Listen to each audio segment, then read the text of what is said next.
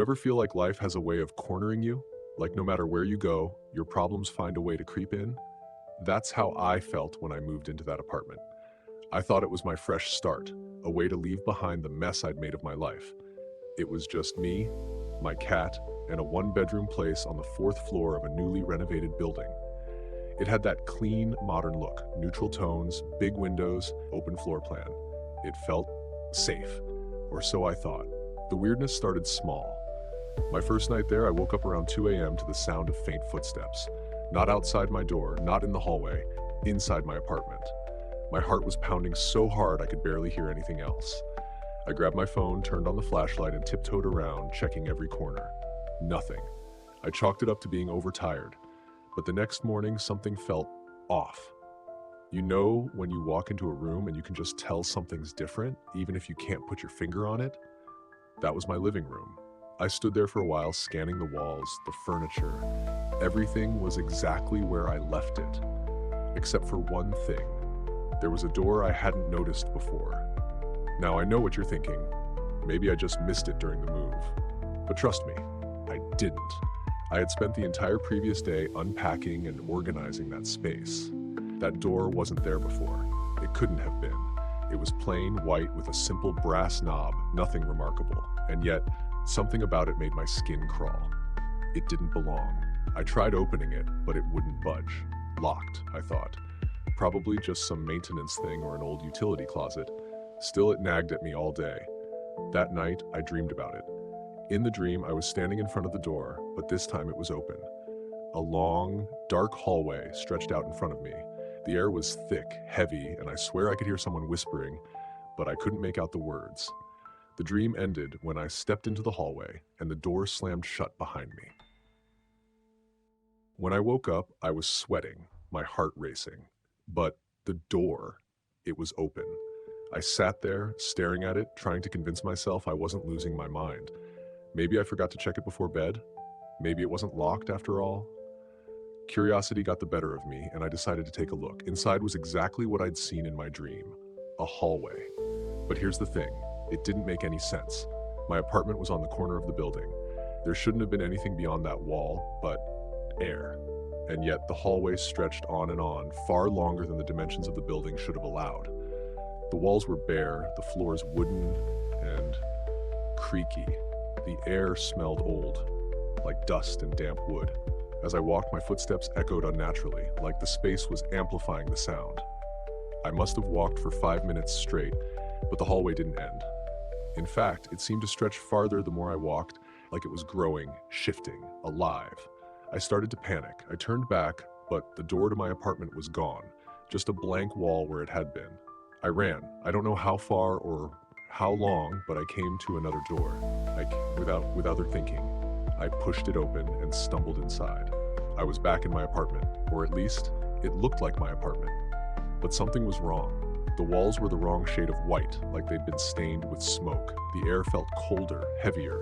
My cat, normally curious about everything, was nowhere to be seen. I tried to leave, to open the front door and get out of there, but the lock wouldn't turn. My phone had no signal, and when I looked out the window, it wasn't my street. The buildings were different, taller, older, with no lights in the windows. The sky was dark, moonless, and then I heard it again. The footsteps. They were slow, deliberate, coming from the hallway. My hallway. I grabbed a kitchen knife, I don't even remember doing it, and waited, my back pressed against the wall. The footsteps grew louder, closer. But when they stopped, there was no one there, just the door. It was open again. I don't know what possessed me to go back in. Maybe I thought it was my only way out. Maybe I was too scared to stay where I was. Either way, I stepped through. This time, the hallway wasn't empty. There were pictures on the walls, old black and white photos in dusty frames. As I walked past them, I realized they weren't just random images. They were moments from my life. My first birthday party, my high school graduation, that summer road trip with friends.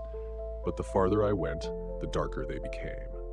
There was the argument I'd had with my ex, the night my dad passed away, the time I quit my dream job because I was too scared to fail.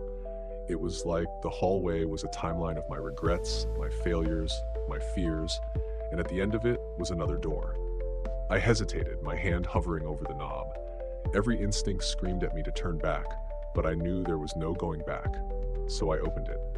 I don't remember what I saw on the other side, not exactly.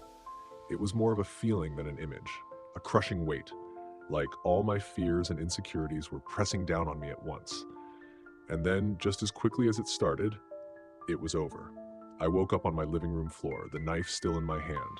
The door was gone, the hallway was gone. Everything was back to normal, or so it seemed. I moved out the next day, didn't even bother packing. I told myself it was just a bad dream, a stress-induced hallucination. But sometimes, late at night, I swear I can still hear those footsteps, faint and deliberate, coming from behind a door that shouldn't exist.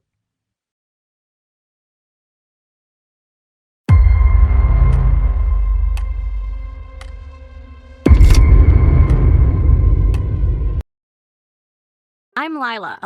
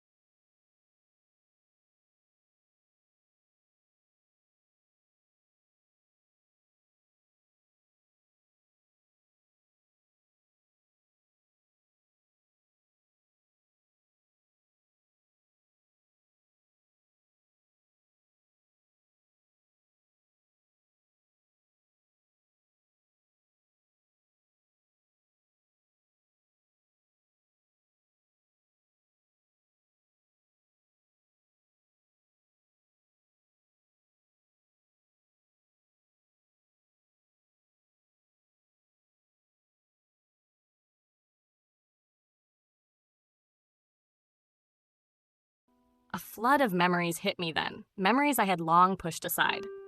I remembered a time when I had wanted more.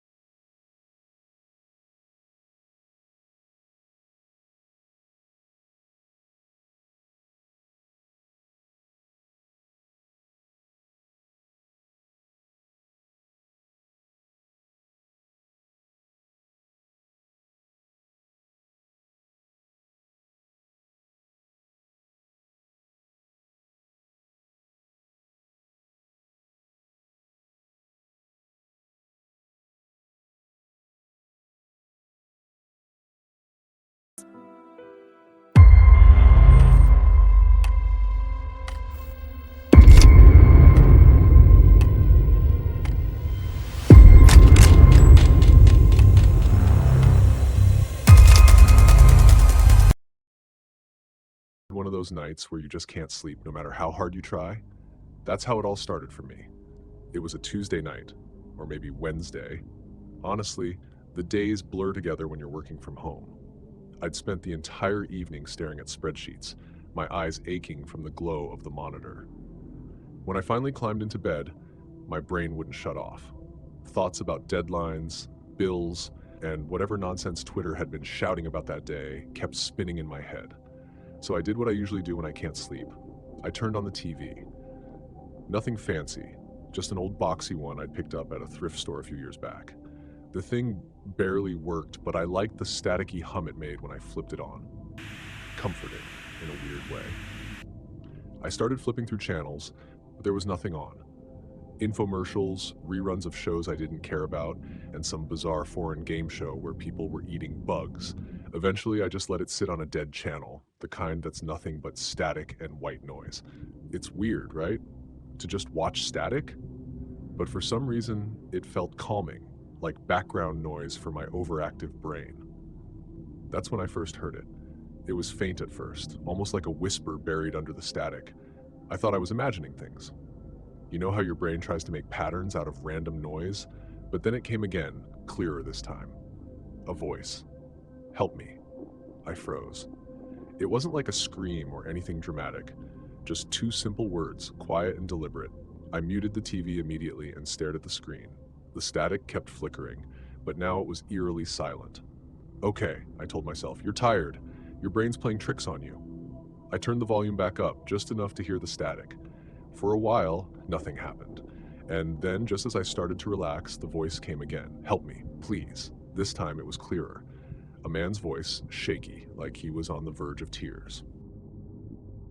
Staring at the TV, my heart pounding. It didn't make any sense. Static is just noise. Random signals, right? I grabbed the remote and started flipping through channels again, trying to shake the weirdness, but the voice didn't go away. Every channel I switched to, static. And every few seconds, that same voice would break through, saying the same thing, help me. By this point, my skin was crawling. I turned off the TV completely and sat there in the dark, listening to the silence. That should have been the end of it, but as I lay back down, I realized I wasn't alone. The static sound, it was still there, faint but unmistakable, and it wasn't coming from the TV anymore. I turned on the bedside lamp, my eyes darting around the room. The sound was coming from my old clock radio on the nightstand. The thing hadn't worked in years. I'd kept it around out of habit, though, but I never used it. Now, though, it was hissing, crackling with static, even though it wasn't plugged in. And then the voice returned. Help me. This time it wasn't just words. There was something else, an edge to it, like desperation mixed with fear. I grabbed the clock radio, yanked it off the nightstand, and threw it across the room. It hit the wall with a loud crack, the static cutting off instantly. For a moment, there was silence, and then my phone buzzed on the nightstand. The screen lit up with a number I didn't recognize. No caller ID, just a blank screen. Against my better judgment, I answered, "Hello?" The static was back, louder now, like it was flooding through the speaker, and underneath it, that same voice. "You have to help me," it said. "He's coming." "Who? Who's coming?" I asked, my voice shaking, but before I could get an answer, the line went dead. I sat there for what felt like hours, too scared to move. The TV was off, the radio was smashed, but the static, it didn't stop. I could still hear it, faint but constant, like it was coming from the walls themselves. Then the lights flickered. I jumped up, my chest tight with panic. The room was bathed in shadows as the overhead bulb struggled to stay on, and then I saw it. In the corner of the room, just beyond the reach of the dim light, was a figure. At first I thought it was just a shadow, but as my eyes adjusted, I realized it was moving. Slow, deliberate, like it was waiting for me to notice. I couldn't make out its face, if it even had one, but its outline was jagged, wrong, like static brought to life. It didn't move toward me, not right away. It just stood there, watching. And then the voice came again, but this time it wasn't from the TV or the radio or the phone. It was in my head. "You can't escape," it said. "You're already his." The figure stepped forward, and as it did, the static grew louder, drowning out everything else. My vision blurred, my ears rang, and the next thing I knew, I was waking up on the floor. The room was silent, the lights were steady, the TV was off, the radio smashed, and my phone lay untouched on the nightstand. For a moment, I thought it had all been a dream, some kind of stress-induced hallucination. But then I noticed the crack in the corner of the room, right where the figure had been. It wasn't a crack in the wall, it was deeper than that, like a tear in reality itself. And from it, faint but unmistakable, I could still hear the static. I moved out the next day, left everything behind. The TV, the radio, even my phone. But sometimes late at night, when everything's quiet, I can still hear it. A faint crackle in the distance, and when I do, I can't help but wonder, did I really escape? Or did I just bring it with me?